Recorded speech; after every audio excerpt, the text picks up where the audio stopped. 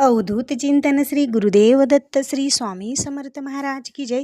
श्री स्वामी समर्थ. माझ्या सर्व ताई आणि दादांना तुमचं सर्वांचं स्वामी समर्थ माझी आई या चॅनलमध्ये स्वागत आहे. आजचा दिवस स्वामी महाराजांच्या कृपेने तुमचा सुखाचा आणि आनंदाचा जावो ही स्वामी चरणी प्रार्थना करून आजच्या नवीन व्हिडिओला नवीन सेवेला सुरुवात करूया.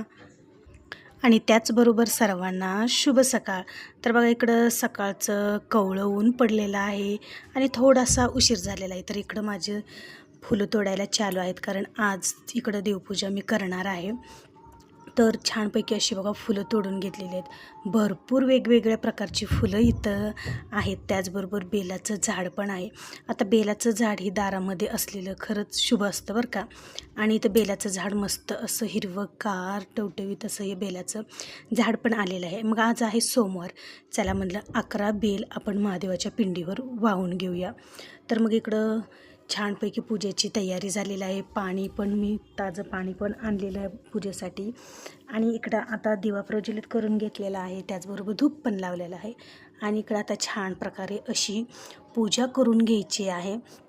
तर सगळ्या देवांना मी अभिषेक करून घेतलेला आहे स्वच्छ पाण्याने. आता इकडं पूजा आपली छानपैकी निवांत पूजा चालू आहे. तर इकडं श्री स्वामी समर्थ श्री स्वामी समर्थ या मंत्राचा जप करत करत पूजा इकडं केलेली आहे. आता बघा बऱ्याच जणांना असं वाटतं की आजकाल काय स्वामी स्वामी स्वामी हेच सगळ्यांचं चालू आहे आणि नेमकं स्वामी करतात तरी काय. आता प्रत्येकाला असं वाटतं की आपण ज्यावेळेस काम करतो, आपण ज्यावेळेस कष्ट करतो त्यावेळेसच आपल्या हातात पैसा येत असतो. थोडी स्वामींचा जप केला, स्वामी महाराजांचं नामस्मरण केलं किंवा पोथी पुराण पारायण केले की स्वामी महाराज आपल्याला घरी पैसा आणून देतील का, आपल्याला स्वामी महाराज सगळं घरामध्ये एका जागेवर बसून देतील का, असं बऱ्याच जणांचं म्हणणं येत असतं बरं का.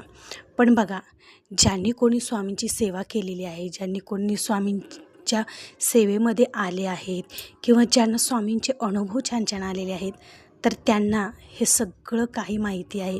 त्यांना सांगायची सुद्धा गरज नाही की स्वामी सेवेचं महत्त्व काय आहे. पण ज्यांचं म्हणणं असं असतं की स्वामी सेवा केली म्हणजे, स्वामींचं नामस्मरण केलं म्हणजे आयुष्यातली संकटं दूर होतात का बरं. तर बघा हे तर बरोबर आहे. बऱ्याच जणांचा प्रश्न असतो असं की स्वामींचं नामस्मरण केलं म्हणजे आपल्या अडचणी दूर होतात का, घरामध्ये पैसा येतो का. तर बघा स्वामी महाराजांचं ज्यावेळेस तुम्ही नामस्मरण कराल त्यावेळेस तुमचं निम्मं जे संकट आहे तर ते दूर हे होतं म्हणजे होतंच. आणि माझा स्वतःचा अनुभव आहे हा 100% खूप छान असा हा अनुभव आहे. कारण जो व्यक्ती स्वामींची सेवा करतो, स्वामींचं नामस्मरण करतो, त्याच्या जीवनामधील जे काही अडचणींना आहे ते 99% दूर त्याच्या अडचणी होतातच. आता बघा ज्याच्या त्याच्या कर्मानुसार, ज्याच्या त्याच्या प्रारब्धानुसार ज्याचे त्याचे भोग ज्याच्या त्याला भोगून संपावे लागत असतात. पण त्याची तीव्रता कमी करण्याचं काम हे स्वामी महाराजांच्या नामस्मरणानं, स्वामी महाराजांच्या सेवेनं होत असतं. आता आपल्या हातून काही चांगली गोष्ट झालेल्या आहेत, काही वाईट गोष्टी झालेल्या आहेत, तर ज्याचं त्याचं कर्म आपल्याला, आणि जे काही चांगली कर्म आहेत ती वाईट कर्म आहेत तर ते आपल्याला भोगावीच लागतात. पण बघा आपल्या जीवनामध्ये आपलं जीवन हे सुखी जावं, आनंदी जावं किंवा समाधानी जावं असं जर तुम्हाला वाटत असेल तर आवर्जून घरामध्ये स्वामींची सेवा करायला सुरुवात करा. स्वामी महाराजांचं अधिष्ठान आपल्या घरात असणं खूप महत्त्वाचं असतं. त्याचबरोबर स्वामी माऊलींचं नामस्मरण, स्वामी माऊलींचं आपल्या घरामध्ये स्थान असणं खूप महत्त्वाचं असतं. कारण ज्याच्या घरामध्ये स्वामी महाराजांचं स्थान आहे, ज्याच्या घरामध्ये प्रत्यक्ष स्वामी माऊली आहेत, त्या घरात कधीच कशाची कमी पडत नाही. कारण जो स्वामी महाराजांचं नामस्मरण करतो तर नाम जपतो प्रत्यक्ष स्वामी माऊली त्या व्यक्तीला जपत असतात. त्याच्यामुळे बघा भलेही तुम्हाला सेवा काहीच करणं शक्य होत नसेल. आता बऱ्याच जणांना काय होतं की स्वामी महाराजांच्या सेवा खूप करण्याची इच्छा असते पण वेळेअभावी वेळ नसतो आणि त्याच्यामुळे त्यांचं मन उदास होतं की बाबा आपल्याला तर स्वामींची खूप आवड आहे, स्वामींच्या सेवेची खूप आवड आहे, पण स्वामींची सेवा करणं शक्य होत नाही. तर त्या ताईंनी ना दररोज आवर्जून आपण देवपूजा करतो का नाही, तर देवपूजा करताना तर निदान स्वामी महाराजांचं नामस्मरण हे आवर्जून करायला पाहिजे. आता बघा, तुमच्या जर देवघरामध्ये खूप सारी देवं असतील, मूर्त्या असतील, तर तुम्हाला तास किंवा अर्धा तास लागेल. आणि जर थोडे असतील तर 10-15 मिनटात तुमची पूजा होऊन जाते. तर तुम्ही निदान पूजा करते वेळेस तर स्वामी महाराजांचं नामस्मरण करा. बघा, याने काय होतं, तुमची देवपूजाही होते आणि स्वामींची सेवाही तुमच्याकडून घडली जाते आणि स्वामी महाराजांचं नामजपसुद्धा तुमच्या मुखातून घेतलं जातं आणि तुमच्या घरातील वातावरणही एकदम प्रसन्न आणि आनंदमय असं तुमच्या घरातील वातावरण हे होत असतं. बघा, आवर्जून 10-5 मिनिटं तुम्ही दररोज स्वामी माऊलींचं नामस्मरण करा. तुमच्या घरातील जी काही निगेटिव्हिटी आहे, तुमच्या घरातील जी काही नकारात्मकता आहे, तुमच्या घरात समजा काही बाहेरील बाधा असेल तर तीसुद्धा बाधा दूर होण्याचं म्हणजे दूर होऊ शकते आणि 100% होते. कारण तुमच्या घरामध्ये स्वामी महाराजांचं अधिष्ठान आहे, स्वामी महाराजांचा नाम जप केला जातो तुमच्या घरामध्ये.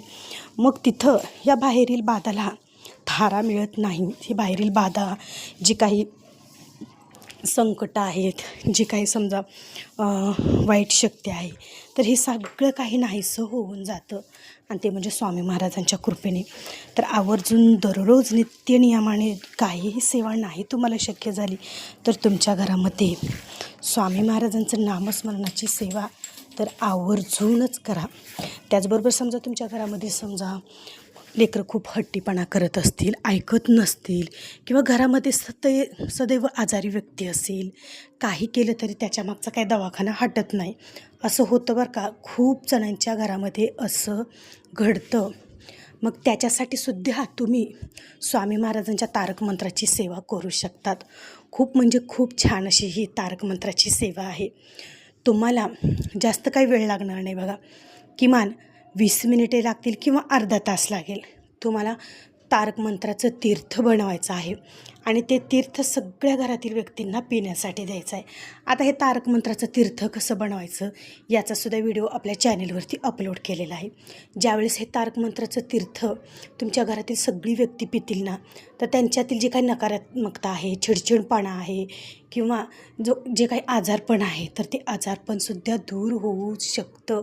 आणि त्याचबरोबर समजा तुमच्या घरामध्ये एखादी व्यसनाधीश व्यक्ती असेल तर त्याचं व्यसनसुद्धा दूर करण्याचं काम हे तारक मंत्राचं तीर्थ करतं. पण कोणतीही सेवा करताना विश्वास खूप महत्त्वाचा आहे. ज्यावेळेस तुम्ही खूप विश्वास ठेवून सेवा करतात ना, तर त्या सेवेचं फळ तुम्हाला 100% मिळतं म्हणजे मिळतंच.